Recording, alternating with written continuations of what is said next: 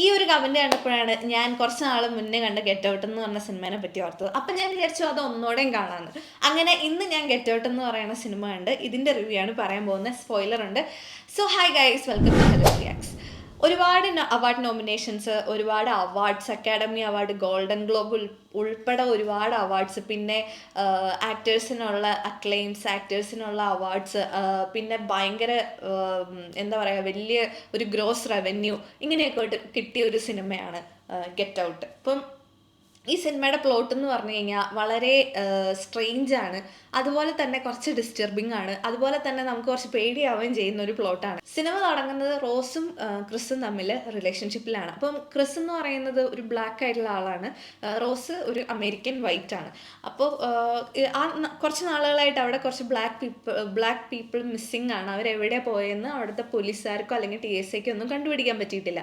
അപ്പോൾ അങ്ങനെ ഇരിക്കുമ്പോഴാണ് റോസ് ക്രിസിനെ അവരുടെ വീട്ടിലേക്ക് ഇൻവൈറ്റ് ചെയ്യുന്നത്.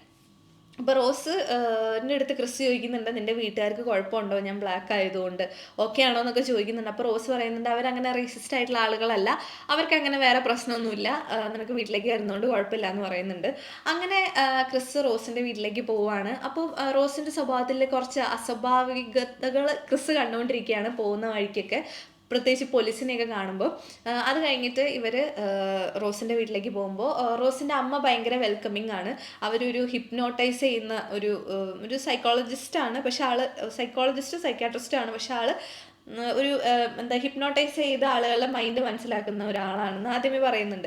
പിന്നെ റോസിൻ്റെ ഫാദറിന് ക്രിസിനോട് വലിയ വെൽക്കമിങ് ഇല്ല, ഇടയ്ക്ക് ചില കമൻസ് പറയുന്നുണ്ട്, എന്നാലും ഓക്കെയാണ്. അങ്ങനെ ക്രിസ് റോസിൻ്റെ വീട്ടിൽ നിൽക്കുമ്പോൾ ഇതിൻ്റെ ഇടയ്ക്ക് റോസിൻ്റെ അമ്മ മിസ്സി ഇവർ ക്രിസിനെ ഇടയ്ക്ക് ഹിപ്നോട്ടൈസ് ചെയ്ത് ഒരു സങ്കൺ പ്ലേസിലേക്ക് വിടുന്നുണ്ട്.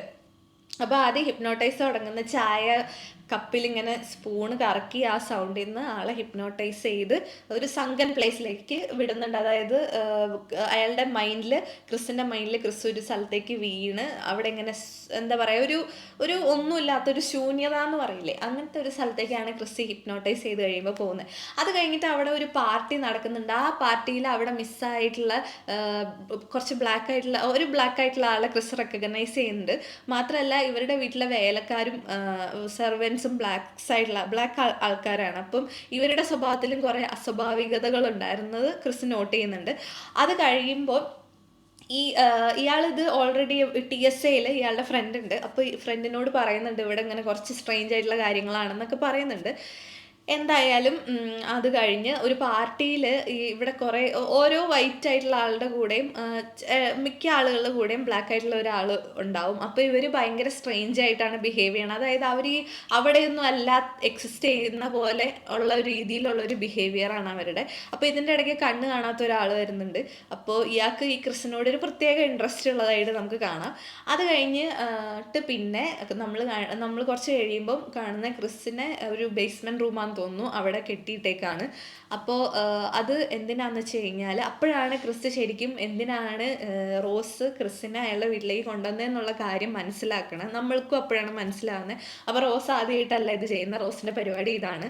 ബ്ലാക്ക് ആയിട്ടുള്ള ആളുകളെ ബോയ് ഫ്രണ്ട് ആക്കിയിട്ട് റോസ് ഇവരുടെ വീട്ടിലേക്ക് കൊണ്ടുവന്നിട്ട് പിന്നെ ഒരു ട്രാൻസ്ഫോർമേഷൻ ഫേസിലേക്ക് ഇവരെ ആക്കുകയാണ്. അതായത് ട്രാൻസ്ഫോർമേഷൻ എങ്ങനെയാണെന്ന് വെച്ച് കഴിഞ്ഞാൽ ഈ ബ്ലാക്ക് സൈഡിലുള്ള ആളുകളുടെ അവരെ ഹിപ്നോട്ടൈസ് ചെയ്യും ആദ്യം. അത് കഴിഞ്ഞിട്ട് ഇവരുടെ ബ്രെയിൻ സെൽസ്, അതായത് ബ്രെയിൻ സെൽസ് എന്തോ സർജറി ചെയ്ത് മാറ്റി ഈ വൈറ്റ് ആയിട്ടുള്ള ആളിലേക്ക് ട്രാൻസ്പ്ലാന്റ് ചെയ്യും. അപ്പോൾ അതായത് ഈ ബ്ലാക്ക് ആയിട്ടുള്ള ആളുടെ എല്ലാ കഴിവുകളും പോവുകയാണ് അവിടെ. അതായത് പിന്നെ അയാളുടെ ലൈഫിലായിക്ക് ഒരു ഡിസിഷൻ എടുക്കാൻ പറ്റാതെ വരികയാണ്. അയാളുടെ ലൈഫിലൊരു എന്താ പറയുക, നമ്മൾ പുറത്തിരുന്ന് ലൈഫ് കാണുന്ന രീതിയിൽ മാറുകയാണ്. അവർ സങ്കൻ പ്ലേസിലേക്ക് പോവുകയാണ്.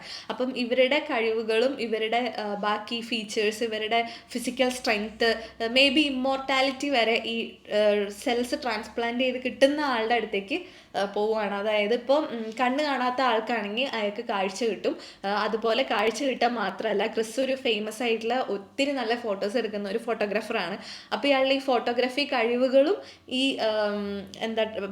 ബ്രെയിൻ സെൽസ് ട്രാൻസ്പ്ലാന്റ് ചെയ്ത ആളുടെ അടുത്തേക്ക് എത്തുകയാണ്. അപ്പോൾ ക്രിസ് ചോദിക്കുന്നുണ്ട് വൈ ബ്ലാക്ക് പീപ്പിൾ എന്ന് ചോദിക്കുന്നുണ്ട്. അപ്പം അതിന് ശരിയായിട്ടുള്ള ഒരു ഉത്തരം ഇയാൾക്കും അറിയില്ല. പക്ഷെ ഇയാൾ പറയുന്ന മേ ബി സ്ട്രെങ്ത് ആവാം, അല്ലെങ്കിൽ സ്പീഡ് ആവാം. അതിൻ്റെ ഇടയ്ക്ക് നമ്മൾ കാണുന്നുണ്ട് വൈറ്റ് ഒരു വൈറ്റ് ആയിട്ടുള്ള ആള് ബ്ലാക്ക് ഇപ്പം കൂൾ കളറാന്ന് പറയുന്നുണ്ട്. അപ്പോൾ ചിലപ്പോൾ ആ ഒരു റീസൺ ആവാം. അങ്ങനെ ബ്ലാക്കിനെ അട്രാക്ട് ചെയ്യാൻ ഇവർക്ക് ബ്ലാക്സിനോട് അട്രാക്റ്റ് ആവുന്ന ഒരുപാട് ഫാക്ടേഴ്സ് ഉണ്ട്. അപ്പോൾ ഈ ഫാക്ടേഴ്സ് ഒക്കെ കൊണ്ടാണ് ബ്ലാക്ക് ആയിട്ടുള്ള ആളുകളെ റോസ് ഇതുപോലെ ചെയ്ത് കിഡ്നാപ്പ് അല്ല, ഇതുപോലെ വശീകരിച്ച് വീട്ടിൽ കൊണ്ടുവന്ന് അവരെ സർജറി ചെയ്ത് വേറൊരു ട്രാൻസ്ഫോർമേഷൻ ലെവലിലേക്ക് മാറ്റുന്നത്. അങ്ങനെ സിനിമ പിന്നെ ഇത് മനസ്സിലാക്കി ക്രിസ് എന്താ ചെയ്യുന്നതെന്ന് വെച്ച് കഴിഞ്ഞാൽ പുള്ളീനെ ഹിപ്നോട്ടൈസ് ചെയ്യുമ്പോഴാണ് പുള്ളിയുടെ ബോധം പോകുന്നത്. അപ്പോൾ പുള്ളി പുള്ളീനെ കെട്ടിയിട്ട ചെയറിൽ ഒരു സോഫയാണ്, അതിൽ പഞ്ഞിയുള്ളത് എടുത്ത് ചെവിയിൽ വെക്കും. എന്നിട്ട് ഹിപ്നോട്ടൈസ് ചെയ്യുന്നതിന് ഒപ്പോസ് ചെയ്ത് നിൽക്കും, അതിനെ റെസിസ്റ്റ് ചെയ്യും.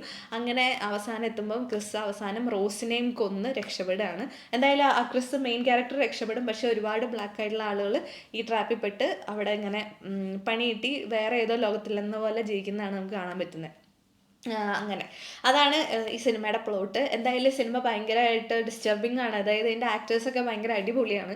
അതുകൊണ്ട് നമുക്ക് എന്താ പറയുക, ഇത് കണ്ടു കഴിയുമ്പോൾ തന്നെ നമുക്ക് നമുക്ക് അവസാനമൊക്കെ എത്തുമ്പോൾ നമുക്ക് എന്തോ പോലെ, കാരണം ഇവരല്ലാണ്ടായിട്ട് അങ്ങനത്തെ ഒരു ഫേസിലേക്ക് പോകുമ്പോൾ നമ്മൾ കാണുന്നവർക്ക് അത് കാണുമ്പോൾ ഒരു ബുദ്ധിമുട്ടുണ്ടാവുമല്ലോ. ആ ഒരു ബുദ്ധിമുട്ട് ഈ സിനിമ കാണുമ്പോൾ ഉണ്ടാവും. എന്നാലും ഇത് എന്താ പറയുക, മസ്റ്റ് വാച്ച് മൂവീസിൽ ഒരെണ്ണമാണ് ഗെറ്റ് ഔട്ട്. ഇത് നെറ്റ്ഫ്ലിക്സിൽ അവൈലബിൾ ആണ്. നെറ്റ്ഫ്ലിക്സ് ഉള്ളവർക്ക് ഗെറ്റ് ഔട്ട് മൂവി സുഖമായിട്ട് എടുത്ത് കാണാം. അല്ലെങ്കിൽ ക്രോമിൽ ഏതെങ്കിലും സൈറ്റിൽ ഉണ്ടാവുമെന്ന് ഞാൻ വിചാരിക്കുന്നു.